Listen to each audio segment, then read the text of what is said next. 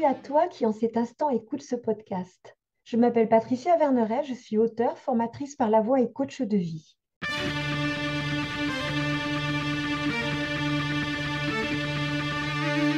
De par les cours que je donne, je suis en lien avec des jeunes gens entre 18 et 25 ans.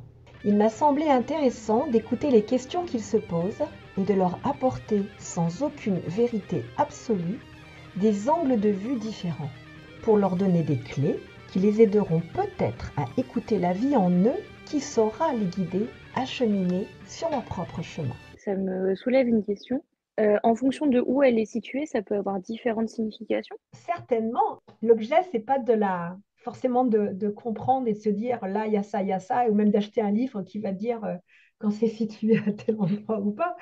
Mais par contre, déjà, ça veut dire que tu as un rapport plus fin avec ta dimension mentale. Oui, c'est vrai. Quand tu vois où elle va dans le corps et à quel endroit elle est située, après, c'est là que personnellement, je n'interprète pas, mais ça soulève des choses parce que l'interprétation, c'est la traduction et l'important, c'est la traduction que la personne elle-même en fait. Et ce qui est drôle, c'est que quand tu fais ce genre de choses, généralement, tu as une idée qui t'arrive en tête, tu sais même pas d'où elle sort, et ça t'ouvre des nouvelles perspectives encore. C'est-à-dire que tu n'as pas forcément une réponse exacte que là, la pensée, elle est là, ça veut dire bla bla bla. Mais c'est comme si ça ouvrait un espace en quelque sorte. Je ne sais pas comment le dire. C'est comme si, tu sais, quand on est dans un problème ou une problématique, on pourrait comparer ça à quelque chose qui se bloque et qui se contracte à l'intérieur du corps ou à l'intérieur de soi, à Ok. l'intérieur des corps, je pourrais dire. Là, on aborde des choses, mais énergétiquement parlant aussi. Et d'ailleurs, toutes les personnes qui sont énergétiques, elles te diront que tu as un corps physique, un corps mental, un corps causal, un corps émotionnel, un corps... Et énergétiquement, ce serait ça. En tous les cas, de par ma propre expérience, je peux te dire qu'effectivement, ce n'est pas forcément le corps physique, mais d'autres choses que je ressens, mais n'empêche qu'elles sont réellement là et qu'elles sont source d'informations. Et en tous les cas, quand tu le vois, c'est comme si à cet endroit-là, c'était contracté, et rien que le fait de le voir, mais sans jugement, sans explication, sans quoi que ce soit, déjà, c'est comme si l'endroit en étant vu te permettait déjà d'ouvrir quelque chose. Je vais donner un exemple peut-être un peu plus précis ou un exemple tout court d'une personne, tu vois, qui à un moment donné me dit, j'ai une émotion et je lui pose la question, où est-elle? Et là, elle me montre le sternum. Et ensuite, elle me dit le sternum et la gorge, parce qu'elle le sent. Et je lui dis, bah, C'est fou. il y a quoi à cet endroit-là? Le cœur. En fait, c'est hyper drôle. C'est juste que le cœur, ok. Le cœur qui ne peut pas s'exprimer, ok. D'un seul coup, ça amène une écoute différente. On n'est pas sur des vérités là. On est juste sur une réflexion qui continue de s'ouvrir. Bah, le cœur, il veut dire quoi là? Et ce qui est Oui. drôle, c'est qu'après avoir posé ces questions, j'ai reposé la question à la personne. Et là, votre émotion, elle est où? Elle m'a dit, elle a disparu. Il Oh, y c'est avait plus, chouette, ça, dis donc. ouais, il y avait plus de contraction dans le corps. On est d'accord que c'est pas quelque chose que j'ai cherché à faire, je ne savais pas. C'est juste en posant les questions, c'est comme si la question remettait en mouvement. Des fois, quand on a des problèmes ou une émotion forte, c'est comme une contraction. Et si on imagine qu'on a plein flux de vie en nous, tu sais que ça circule de tous les côtés, eh ben, il y a un embouteillage.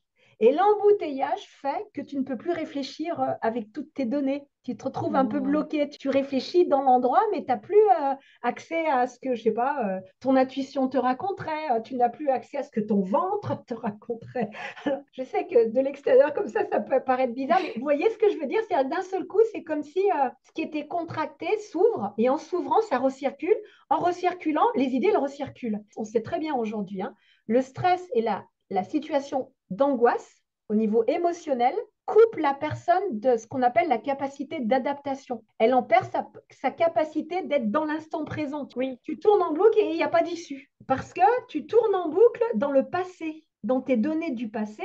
Or, la situation, elle est nouvelle. Donc, tu ne peux pas la régler comme tu as réglé les problèmes dans le passé, sinon tu l'aurais réglé. Donc, ça veut dire que ça va te demander d'innover dans ta façon de vivre cette expérience. Et l'angoisse et le stress t'empêchent d'innover parce que tu es coupé de la fonction exécutrice du cerveau qui te permet de dire, OK, il y a ça, voilà mes ressources, mais là, voilà l'événement et comment je fais pour que ça marche dans mon présent. Comment tu tournes en boucle dans ton passé. C'est Eh vrai que bien, j'avais jamais songé ça comme ça. et ben, du coup, j'ai envie de te dire que c'est un peu pareil pour tout, c'est-à-dire à partir du moment où ça se cristallise, ben, tu tournes en boucle. Une émotion qui te fait tourner en boucle, c'est comme une pensée qui te fait tourner en boucle. Normalement, c'est pas son job. Elle est censée circuler, elle est censée t'apporter une information sur toi-même, et après, qu'est-ce que tu en fais? Comment tu la transformes, cette information? Comment tu l'utilises? C'est comme si le vivant, ton vivant était figé dans le temps parce qu'il y a une contraction. Et à partir du moment où tu la vois, déjà, tu viens de prendre un peu de recul. Tu as de la hauteur par C'est vrai, rapport c'est à vrai. ce que tu vois. Tu n'es plus à l'intérieur du problème, tu es déjà à l'extérieur. Et c'est pour ça, pour en revenir à tout à l'heure, ce que je te disais, quand une personne extérieure te pose un problème, elle est tellement objective que sa question, de toute façon, va apporter quelque chose de différent. Oui, c'est vrai. Et quand on tourne en rond, eh ben, on en a perdu de son espace vital, vivant, et les opportunités ou les perspectives. Tu n'as aucune vue sur les perspectives possibles, quoi. Un petit peu comme quelqu'un qui, quand on est beaucoup dans le donc, non. Ok, mais il y a un moment donné, est-ce que tu es vivant quand tu es juste dans le donc? Est-ce que tu prends plaisir à ton donc? Bah, en fait, on revient à ce qu'on disait un peu au début. On est réellement dans l'exécution plus que dans le vécu et dans le vivre ce qu'on fait, quoi. Et les deux doivent être vécus quelque part. Si tu es dans l'existence, que tu vis ces choses-là et en même temps que tu les ressens, la vie, elle n'a pas la même saveur que quand tu n'es que dans la tête. Ça vous est jamais arrivé d'être tellement dans votre tête que, par exemple, vous prenez un livre et vous le mettez dans le frigo. Enfin, je raconte n'importe quoi, mais ça pourrait être ça, hein. Tu n'es pas Oui. là, tu es ailleurs. Un quart d'heure après, tu dis, mais qu'est-ce que je viens de faire? T'en sais rien, en fait, parce que tu étais en roue libre, tu étais en automatisme. Le corps, il a continué, il y a eu des automatismes et tout ça, mais ça mène à bah, je comprends pas, je retrouve plus mon téléphone. Pourtant, il n'est pas posé où je le pose d'habitude.